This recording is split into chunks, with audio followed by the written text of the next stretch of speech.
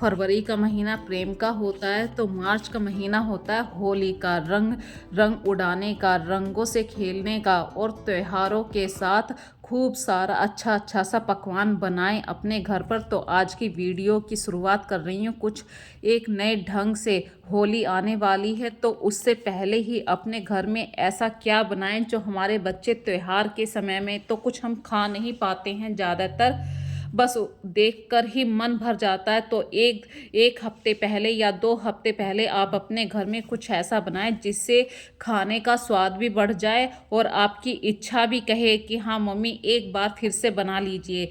तो फ्रेंड्स करते हैं आज की वीडियो की स्टार्टिंग। आज बना रहे हैं मूंग की दाल से कुछ रेसिपी, जैसे कि मूंग की दाल का हलवा और मूंग की दाल की नमकीन, मतलब भीगी हुई दाल को कैसे हम फ्राई करेंगे। और दही बड़े में तो मूंग की दाल डलती है, मूंग की दाल के ही दही बड़े अच्छे बनते हैं।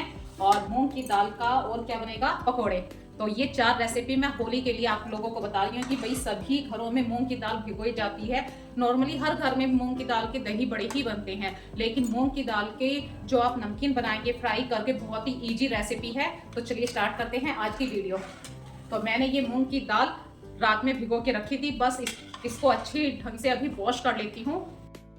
सबसे पहले तो मैं आप सबका स्वागत करती हूँ अपने इस चैनल पर, बरेवाल रश्मि। तो फ्रेंड्स त्योहारों का सीजन आ चुका है। होली तो सभी की ऑलमोस्ट फेवरेट होती है और कान्हा जी का जिस पर भी आशीर्वाद हो तो वो तो होली के रंगों में इस तरीके से रंग जाता है, जैसे कि कान्हा जी राधा कृष्ण दोनों उन्हीं के साथ सबसे ज़्यादा होली खेल रहे हैं। तो राधा रानी कान्हा जी का आशीर्वाद सब पर बना रहे। तो इसके साथ ही करते हैं वीडियो की स्टार्टिंग। मैं बना रही हूँ दही बड़े। तो सबसे पहले तो देखिए मैंने थोड़ी सी हलवे के लिए जो दाल भिगोई थी उसे एक कपड़े पे सुखा दिया है।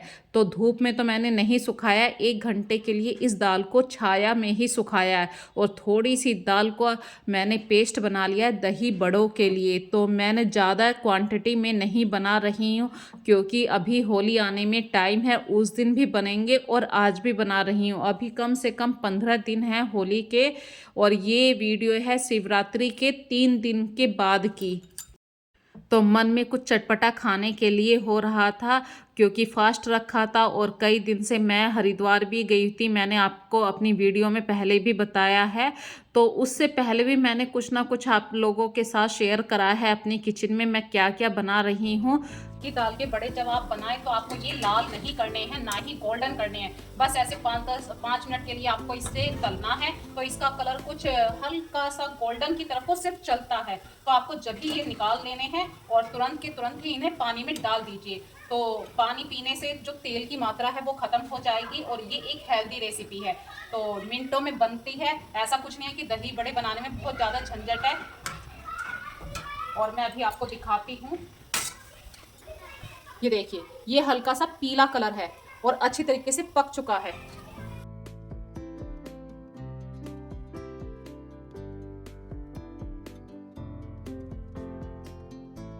मैंने एक बैच उतार दिया है मूंग की दाल का, ये हैं दही बड़े। तो ये इतने देर में ठंडे हो रहे हैं। हम दूसरे बैच से जो मूंग की दाल का पेस्ट हमने बनाया है, इस बार मैंने हरी मिर्ची और अदरक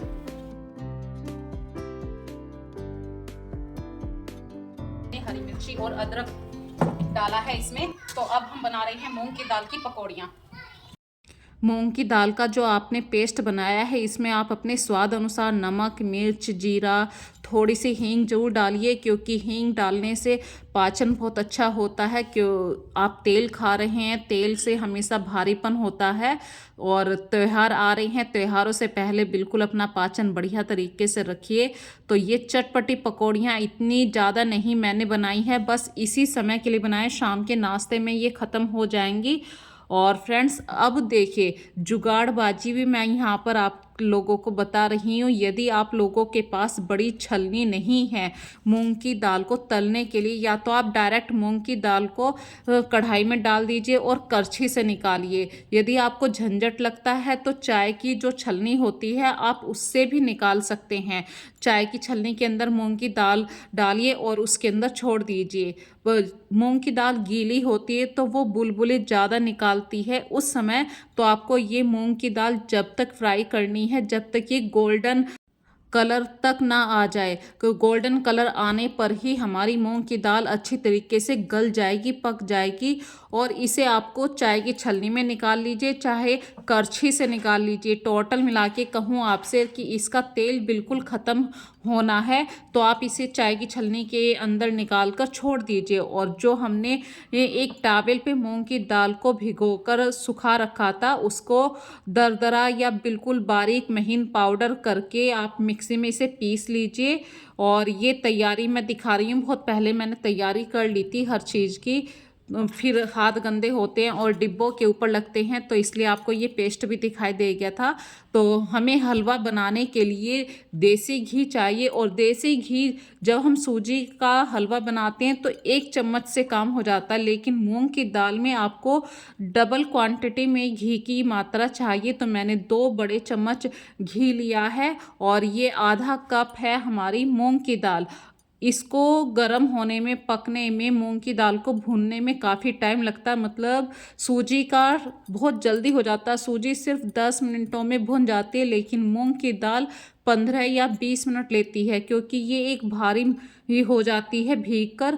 और जब इसका कलर आ जाएगा गोल्डन रेड की तरफ को, जब ही आपको इसमें पानी डालना है। धीरे धीरे पानी डालिए, नहीं तो छींट आ जाएंगी।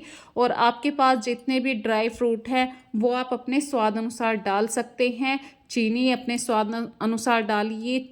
मूंग की दाल का पकने का पता जब भी चलता है हलवे का, जब कढ़ाई अपने आप ही मूंग की दाल को छोड़ देती है, तो इसका अर्थ है कि आपका मूंग की दाल का हलवा बन चुका है।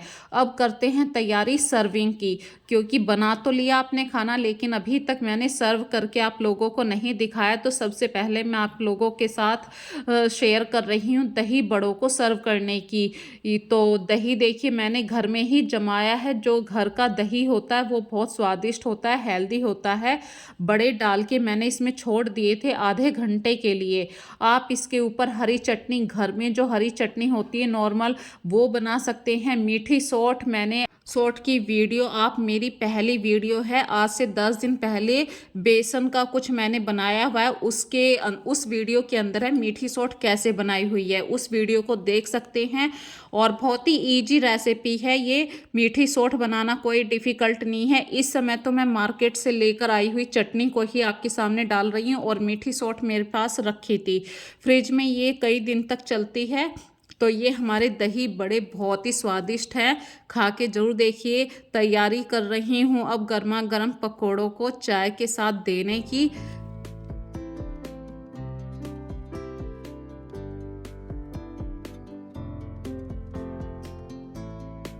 और अब है मूंग की दाल को सर्विंग करने की। मूंग की दाल का जब हलवा बनाते हैं, ये एक इतनी हेल्दी डिश है। जिन घरों में आपको लगता है ना कि बच्चे सूजी का हलवा नहीं खाते हैं, वहाँ पर आप मूंग की दाल का हलवा दीजिए उन बच्चों को।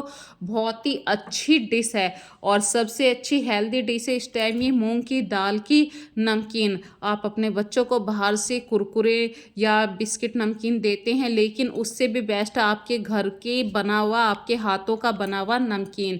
एक तो ये हेल्दी है, साफ है, सुथरा है बिल्कुल। और आपको पता है कि मैंने कौन सा ऑयल यूज़ किया है। बाहर मार्केट से हम बहुत सारी चीज़ें खाते हैं, लेकिन बाहर वाले ऑयल का हमें पता नहीं होता है। और आपके फैमिली मेंबर जो होते हैं उनकी हेल्थ के बारे में सोचना सिर्फ हम ही जानते हैं कि उनके लिए कौन सा तेल हेल्दी है, उनके लिए क्या चीज़ अच्छी है। देखिए, बाहर के दही बड़ों से, चाट पकौड़ों से अच्छा है घर में आप खुद बनाइए, दही भल्ले बनाइए, दही बड़े बनाइए, नमकीन बनाइए। और सबसे अच्छी बात है, देखिए आपके हाथ कितने साफ़ होते हैं, आपकी किचन कितनी साफ़ होती है। एक हेल्दी डिश आपने अपने बच्चों के लिए बनाई है। और फ्रेंड्स, ये थी आज की डिश, कुछ मैंने अपने परिवार के लिए कैसे बनाई है उसके बाद की मैं वीडियो अब आपके साथ शेयर कर रही हूँ। तो बच्चों के एग्ज़ाम चल रहे हैं, तो उनके लिए हमेशा हेल्दी ही बनाइए, लेकिन कम ऑयल का बनाना है। तो बच्चों को हेल्थ बना रही हूँ।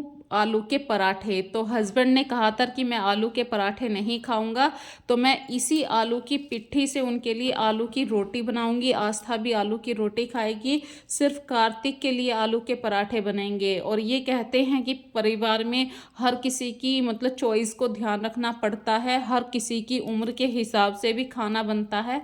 कार्तिक की उम्र अभी ऐसी है कि वो कुछ भी खा सकता है, लेकिन जो घर के ऐसे मेंबर होते हैं कि उनके ऊपर ज़्यादा बर्डन नहीं होता है काम का, सारा काम बैठे बैठे करना होता है। जैसे चेयर का काम हो गया, कंप्यूटर पे बैठे रहने का काम हो गया, तो उस समय बंदा ना तो बाहर जा सकता है वो करने के लिए, तो उसके लिए तो सबसे हेल्दी खाना होगा कम ऑयल का। तो सबसे पहली रोटी तो देखिए मैं बना रही हूँ गाय की, और फिर पराठे बना रही हूँ कार्तिक के लिए, क्योंकि कार्तिक को स्कूल जाना और उसका आज एग्ज़ाम भी है। तो मैं कोशिश करती हूँ जब भी बच्चों का एग्ज़ाम हो उन्हें बिल्कुल दिल खुश हो के भेजूँ, ताकि उनके माइंड में बिल्कुल भी कोई भी ये बात ना है मम्मी ने डांट दिया है, मम्मी ने आज मेरी मनपसंद खाना नहीं बनाया है। जब बच्चे दिमाग से खुश रहते हैं तो वो हमेशा अपना पेपर भी अच्छा करके आएंगे। और एक और बात कहना चाहती हूँ फ्रेंड्स, देखिए गलतियाँ हमसे भी हुई हैं, हम भी कभी छोटे थे, हमने भी कभी एग्ज़ाम पूरा दे के आए हैं, नहीं दे के आए हैं, कभी कुछ गलतियां हो गई। अगर आपके बच्चों से भी कोई क्वेश्चन छूट जाए तो उसे कभी भी मारिए मत, डांटिए मत, उसे बताइए कि भाई अगर आप करके आते तो आपको 1 नंबर ज़रूर मिलता। तो वही काम कर रही हूँ मैं भी। कार्तिक की मनपसंद खाना बन गया है, सब खाना खा के जा चुके हैं, मतलब कार्तिक चला गया है। और उसके बाद मेरे घर में है ये 2 फिश, मतलब किसी पड़ोस वाले की फ़िश हैं, वो अभी कहीं पर गए हैं, तो उनकी फ़िश मेरे यहाँ पे रखी हैं। तो जब हम सब ने खाना खाया तो इन मछलियों को भी दाना देने का टाइम था, ये मॉर्निंग का टाइम है, मॉर्निंग में इन्हें दाना देना था।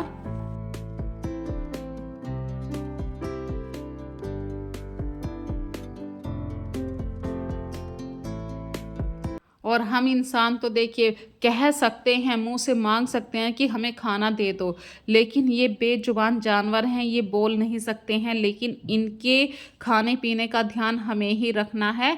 और फ्रेंड्स, कार्तिक चला गया है अभी स्कूल, उसका पेपर है, मैंने अभी आपके साथ शेयर करी थी ये बात। खाना बनाने के बाद मैं आ गई हूँ कपड़ों को प्रेस करने के लिए, क्योंकि हस्बैंड को ऑफिस जाना है, तो उनके कपड़े अभी मैं आपको बताऊं कि मेरा रूटीन अभी उस हिसाब से नहीं आया, जैसे कि मैं पहले उनके कपड़े प्रेस करके पहले ही रख देती थी। अभी कुछ दिनों से क्या हुआ है कि फ्रेंड्स, मैं हरिद्वार से आई थी, आपको बताया था मैंने, तो मेरा पूरा शेड्यूल बदल गया है। कभी मतलब जो स्पीड से मैं पहले काम करती थी, अभी इतना पेन होता है मुझे उठते हुए भी, शरीर में आलकस भी आने लगा है कि सुबह को उठते हुए सोचती हूँ और 2 घंटे सो जाऊँ, लेकिन नहीं सो सकती हूँ। अगर मैं सो गई तो बच्चों की लाइफ डिस्टर्ब हो जाएगी। अभी दोनों बच्चों के एग्ज़ाम का टाइम चल रहा है और उन्हें भी ऑफिस जाना है, तो वे भूखे चले जाएंगे, तो इसलिए पेन हो रहा है बॉडी में। फिर भी मैं काम पे लग रही हूँ, और किचन को साफ करने के बाद मैं छोटे मोटे से ऐसे काम कर रही हूँ।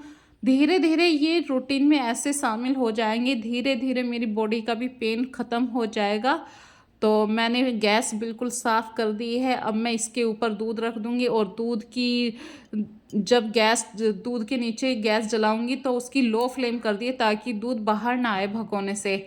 और हस्बैंड का टाइम हो चुका है, अब मैं उन्हें बाय करने के लिए नीचे आई हूँ। साथ में जो रोटी मैंने गाय के लिए बनाई थी वो रोटी भी बाहर रख दूँगी, कुछ रोटी रात की बच गई थी वो रोटी भी बाहर ऐसे रख दिया है ताकि कुत्ता खा लेगा।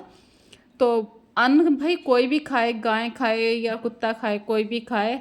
और हस्बैंड चले गए उसके बाद मैं आ जाती हूँ अपनी किचन को नीट एंड क्लीन करने के लिए, क्योंकि पूरी किचन फैल जाती है। आप सभी जानते हैं जब आप किचन में काम करते हैं, कितना भी आप ध्यान से काम कर लीजिए, किचन फैल जाती है तो बहुत ही ऐसे लगता है कि पता नहीं क्या पूरे घर में तूफान सा आ गया है।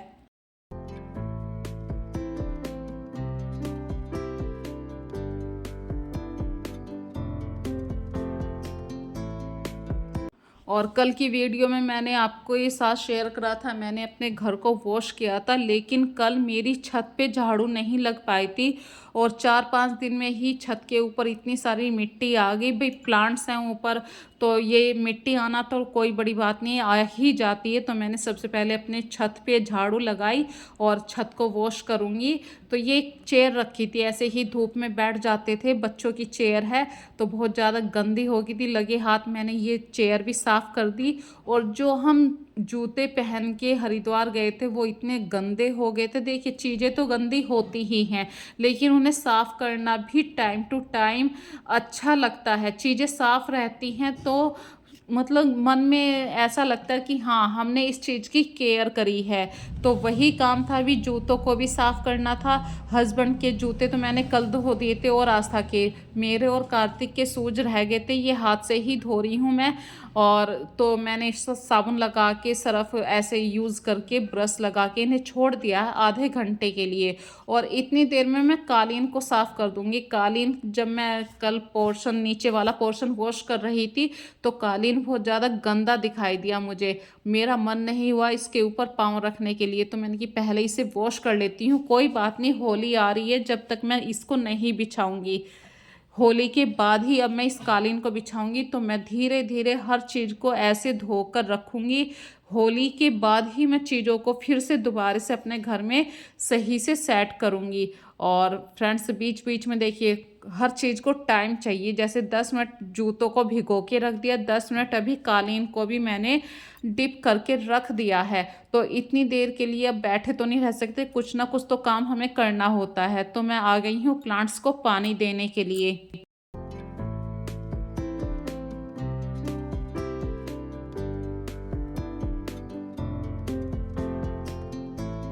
और 4 दिन पहले मैंने इन्हें पानी दिया था, जिस दिन मैं हरिद्वार से आई थी, आते ही मैंने इन्हें प्लांट्स को पानी दे दिया था।